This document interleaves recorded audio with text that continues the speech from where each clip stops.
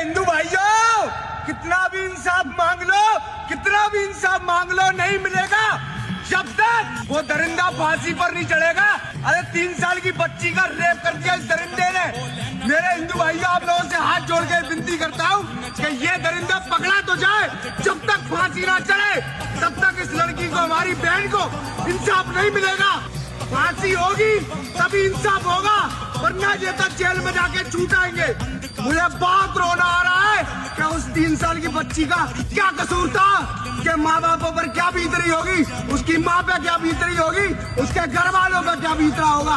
लेकिन तुम पे नहीं बीतेगा, क्योंकि तुम्हारे घर पर बात नहीं आई है। आप लोगों से हाथ जोड़ के विनती करता हूँ, जितना हो इस वीडियो को इतना शेयर कर देना कि दरिंदा पकड़ा नहीं, फांसी हो। जय श्री राम।